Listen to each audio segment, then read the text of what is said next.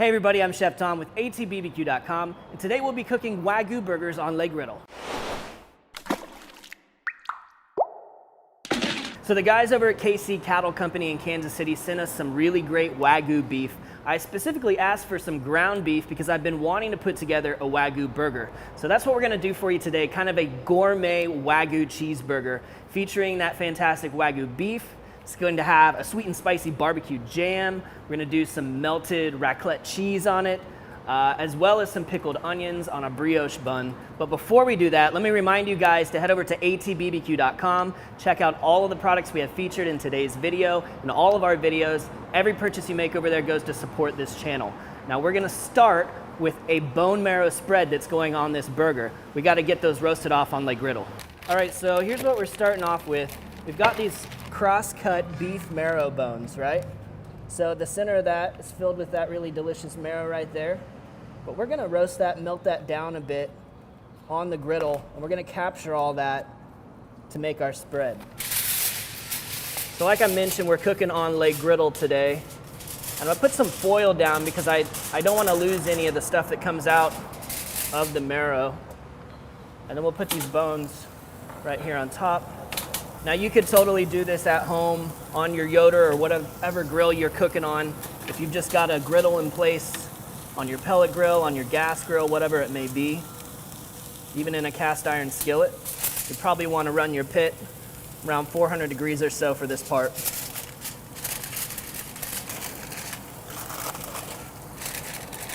So we'll just create a little pouch there. I cover this thing up to trap some heat in to expedite the process.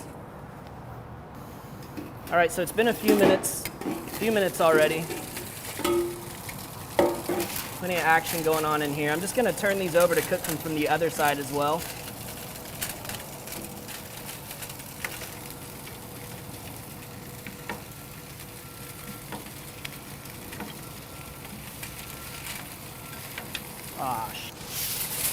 All right, so here's a learn from your mistakes moment. If you use tongs to turn your marrow bones, you may very well put a hole in the bottom of the foil. So instead, I'm gonna glove up with the cottons and the nitrile and just flip these by hand onto now a new piece of foil that I haven't punctured. Nice one. Already starting to soften up. All right. We'll put our lid back on and continue cooking these down.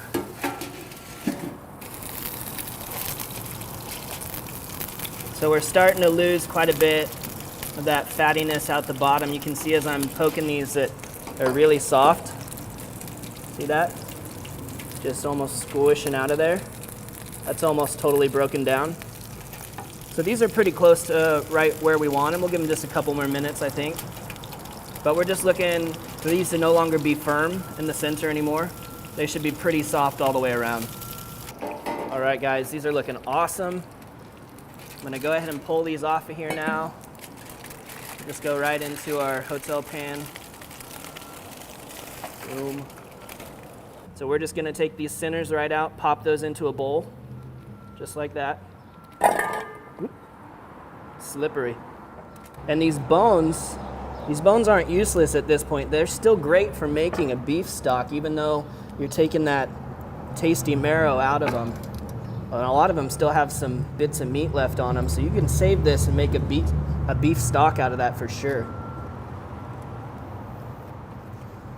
Essentially what we're doing with this marrow spread is replacing the butter that we would use to butter our buns typically. We're gonna be using this beef fat and marrow that has tons of beef flavor to butter our brioche buns before those are toasted on the griddle.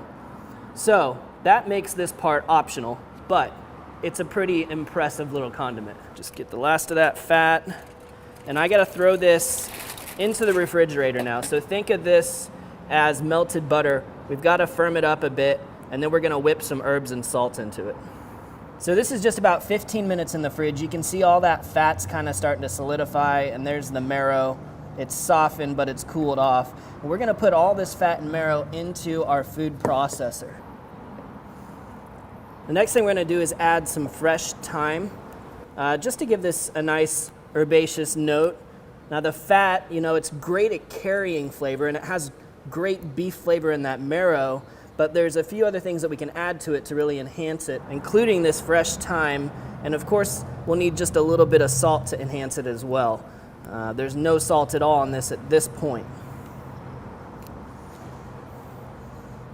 So we're looking for, I don't know, a couple teaspoons, maybe a tablespoon of fresh thyme. Now you could add anything that you like at this point in the process that you want to use to kind of flavor this fat, flavor the marrow. If you want some heat, you could put some chilies in here or some sriracha. If you want some sweetness, you could add a little bit of honey. But we're just gonna get our thyme and a little bit of smoked salt in here and blitz this up. So this is kind of smoothing this out, breaking down that marrow that's in there. And you can see how it's changing in color. It's also incorporating air, so kind of whipping all of that fat and marrow. Got a little thyme that didn't quite make it in there. But yeah, you've got this really like smooth whipped marrow and fat condiment now. Lots of great flavor in there. Oh man, just melts in your mouth, kind of coats your mouth. That's gonna be great. You could just put that on toast and eat it, it'd be fantastic. Now you could store this in the refrigerator for a week or so, but since we're gonna be using it today to spread, I wanna keep it at room temperature, so we'll just set it aside for now. So next thing we're gonna do is form our burger patties. Like I said, we've got this great Wagyu beef from KC Cattle Company. We've got a couple pounds of it here, but there's not much to do to this. We're not gonna affect this beef very much except to put a little bit of rub on it when we actually throw it onto the griddle. We want to make some nice big half-pound patties, so I'm going to take this 2-pound hunk here and just divide it into 4 roughly equal-sized patties there. Want to keep these nice and cold.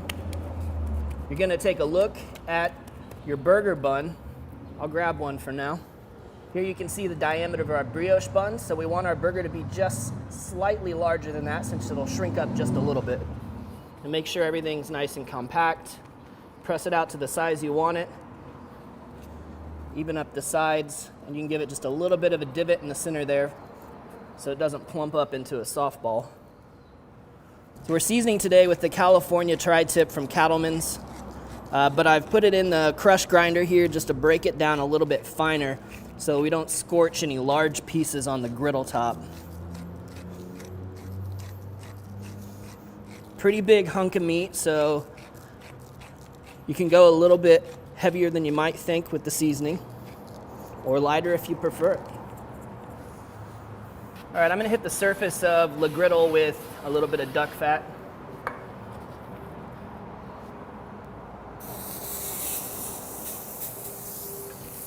And then we're putting the seasoned side down. Now on the griddle, we're actually cooking over like a medium-low heat, but it's still pretty hot as this machine works. If you're doing this on a griddle on your grill, you're probably gonna want your grill up at about 450. We're gonna hit this other side with some seasoning now.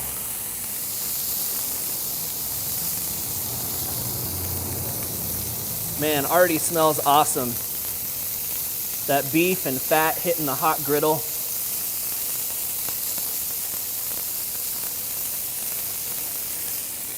So we kind of got the burgers compact here so we can get them underneath the lid once again. It's a pretty big, thick burger, so we've got to give this an opportunity to cook all the way through and not just on the surface. So that's where we're going to trap some heat in there. And meanwhile, we're going to get our bun spread with our marrow, our whipped marrow here. So this is automatically just going to add extra beefiness to this burger.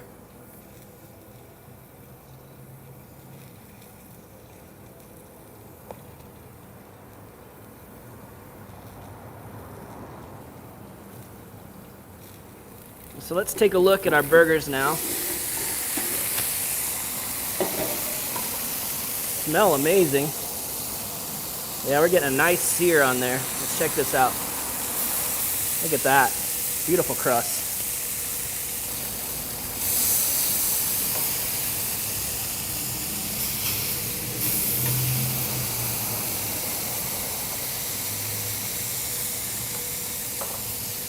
So we're right at about, let's see, we got 135. This one's more in the 120s. 125.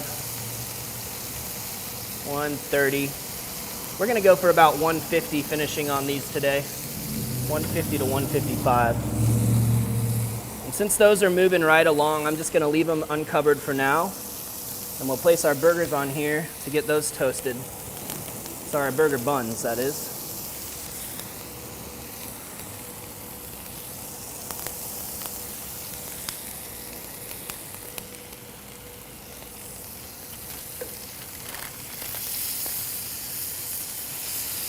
Now come on down to this end by the burgers. I'm going to show you the next kind of exciting thing we're doing with this burger. I'm going to lay down a bit of parchment here. And what we have is some raclette cheese. Now this is a Swiss cheese. It's a melting cheese. If you guys have ever seen those videos of the big old torch, they sit in a cradle and there's a hot surface, and sometimes people will even use a torch and they just scrape all that cheese off, typically put it over potatoes or something like that. That's what this cheese is, the raclette cheese. It's just a fantastic melting cheese. You'll already see it start to loosen up on the bottom there. See that? So we're gonna kind of soften that top layer. We can start to scrape it off and put it over our burgers.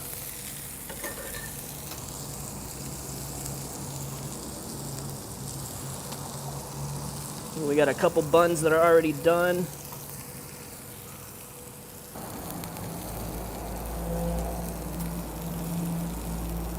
All right, so the raclette, I've moved to the cooler side of the grill now. As you can see, it's really melting away. So we're gonna start to take some of that off and transfer it over to our burgers.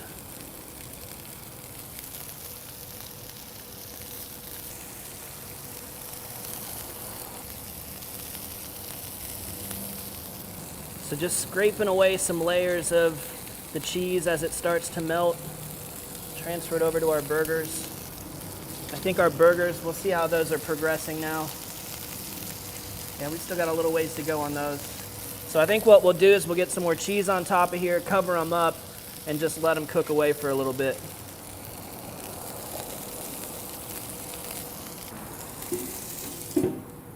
So while those burgers finish cooking, we're gonna put together a little sauce to go on this burger.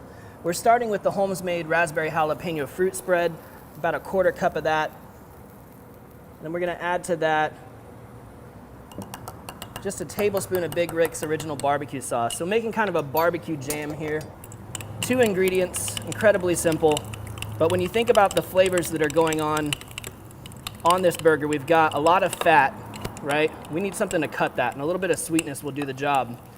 We can also use some acid on this burger, and you'll see that here in just a minute as well. So let's check on our burgers. Should be just swimming in cheese at this point. Nice. In the 140s now, coming right along. So that cheese is just all around it, and this stuff that's down here on the griddle is gonna have great texture when we pull that off of there in the end. We'll cover that back up and let it keep going. For that acidic component on our burger, I've made some quick pickled red onions. Now this is something we've done in a tips and techniques video before, so I'll make sure to put the link to that video in the description down below. It's exactly the same, except that I've added just a little bit of flavoring by putting a crushed clove of garlic and a little bit of red chili flakes just for a little bit of heat. Now I'm frequently talking about balancing flavors and stuff, right? So we've talked about the acid, the sweet, the fat. Now we need something fresh to go on our burgers. So some heirloom tomato is ideal. A little bit of lettuce for some crunch, also a really good idea. Guys, these look like they're right. Just perfect. Coming up 155. This one's a little bit behind. Let's not waste the last of our cheese. So a little bit more on top. This is not your everyday burger. This is definitely a special occasion burger. You don't want to do this one too often. I mean, you'll want to. You just shouldn't. All right, so let's start to get these off of here. Make sure you take that crusty cheese off the bottom there with you. Great texture and flavor in that. All right, so let's build these burgers now, starting with our barbecue jam on the bottom bun.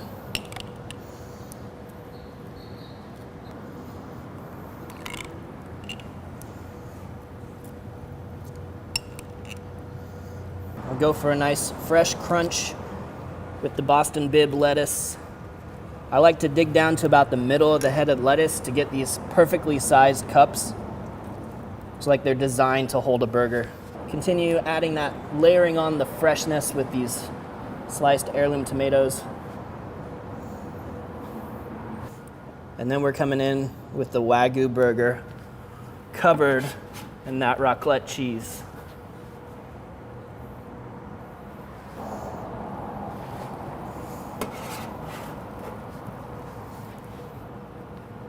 Boom. Stay right here for the pickled onions. Nice bite on those.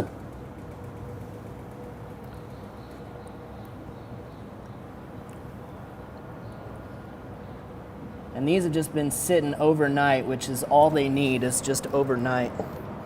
Top bun to finish it off.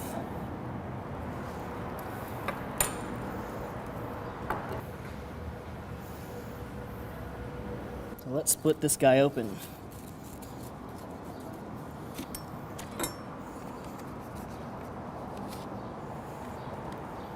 Wow, beautiful. And hey, look at that. So juicy. That's some good looking beef.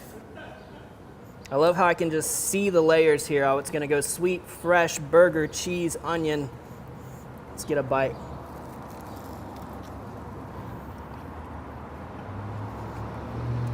Oh man. That Wagyu is something else. It's so beefy.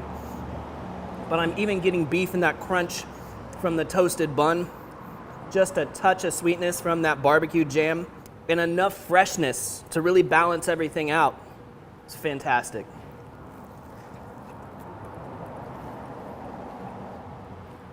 Well, thank you guys so much for watching. Be sure to check out atbbq.com for all the products featured in today's video. If you enjoyed the recipe, hit that subscribe button. And if you have any questions or comments or there's anything you'd like to see me cook, let me know in the comment section down below, and let's be good to one another. For more recipes, tips, and techniques, head over to atbbq.com/thesauce. All things barbecue, where barbecue legends are made.